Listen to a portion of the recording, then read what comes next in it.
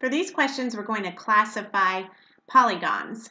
So the directions say to classify, which means to just put into a group or a category. So we're going to group each polygon.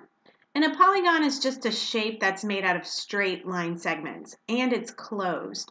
So a circle is closed, but it's not made of straight lines. So a circle is not a polygon.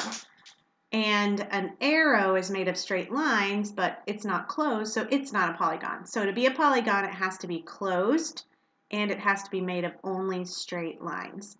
So all of these pictures are polygons. So we're going to classify them by the number of angles they have and the types of angles they have.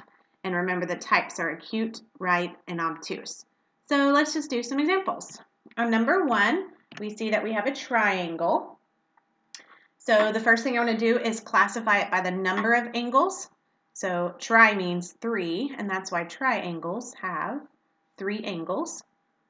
So now we're just going to list the types of angles it has. So this is an acute angle, so it has at least one acute angle, and so is that. And this is really close, but if you get out your paper and you do your corner-to-corner trick, you'll see that that is obtuse. So we've classified this as having 3 angles and having acute and obtuse angles. So let's look at this one.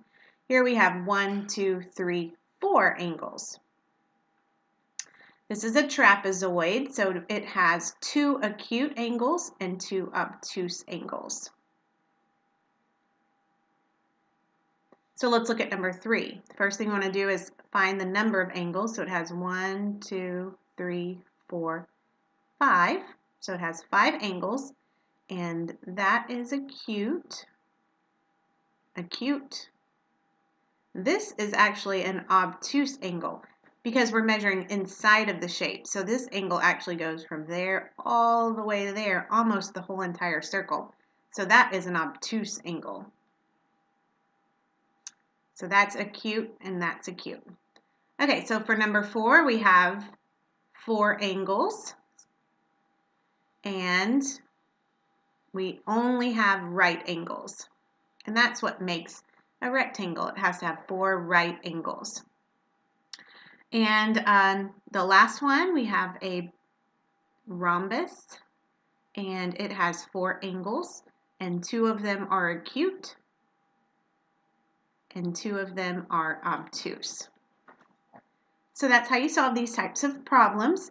Where you'll want to be careful is just measuring the angles. So make sure you get out your note card or a piece of paper and do something to where you can measure and make sure that the angle is acute or right or obtuse. All right, you try some on your own, and if you need help, you can come back. Good luck.